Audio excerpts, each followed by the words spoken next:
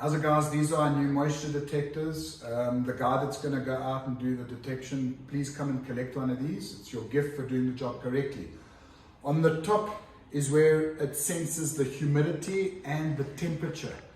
At the back is where it senses the moisture. What it does is it sends an electromagnetic field through the wall, and it completes the circuit so that the more moisture there is, the higher the reading. Now we've got, Colin, can you just check? You see we've got this pretty little water feature over here, and I know that we never ever waterproofed the back here, so it's a perfect example because it's completely saturated with water down there. So the secret with a moisture detector is, now it's kind of dry over here, so if I put the moisture detector over there, I've got a 23% reading. Now you'll notice that there's 56% humidity. I don't know how clearly you can show the 56% humidity.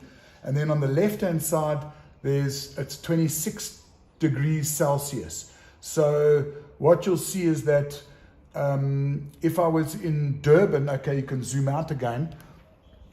If I was in Durban, which is the same climate as Florida in the States, it would be really humid. But in Johannesburg, currently now with all the rain, we've had about 56. But it can go up into the 70s. Mozzie's just bit me.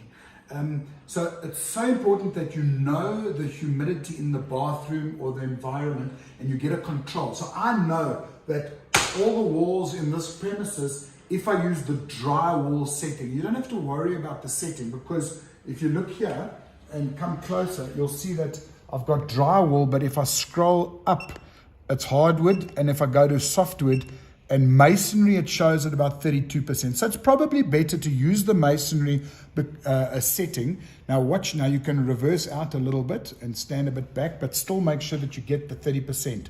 And as I drop down lower, you'll see that the moisture increases as I get lower. 30, 32, 35, 30, 40. Look at that.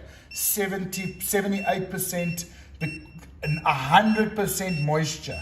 And as I get higher again, the moisture is getting less. So if we were to say that in this building on the masonry setting, 30% is average.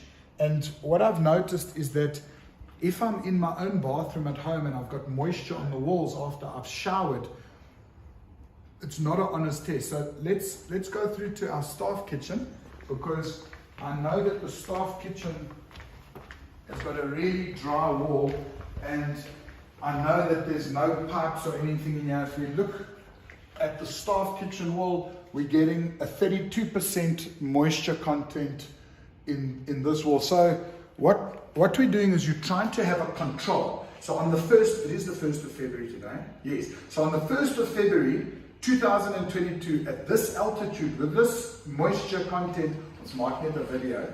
At this altitude, you can So we want to know if your vehicle needs diesel. There's a little bit left. No, I'm good. Thank you. Sorry about that. Sorry. We buy our own diesel and fill up here, and because of the price, but that's not what this video is about.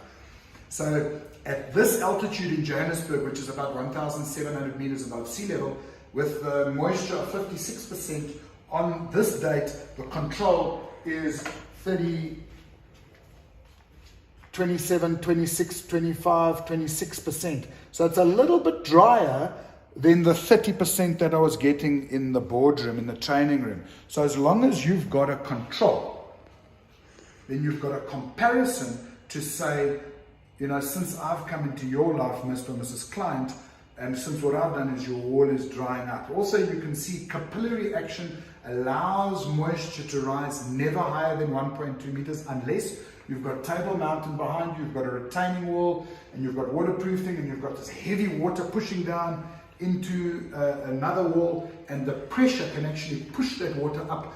I've seen it as high as 3 meters high in places like Frederhoek and Tamboerskloof and all over the country and other places. But in the Highveld or on a flat area, or even you could be in a place next to a mountain, but if you're not butted up against the mountain, then most of the time you're not going to have water rising more than about 1.2 to 1.5 meters max. And a lot of the time I'll look at a wall and I know the parapet is leaking water in, and rising damp is letting water come from the bottom, and the middle section is normally dry. And a lot of the time you can't see that it's wet.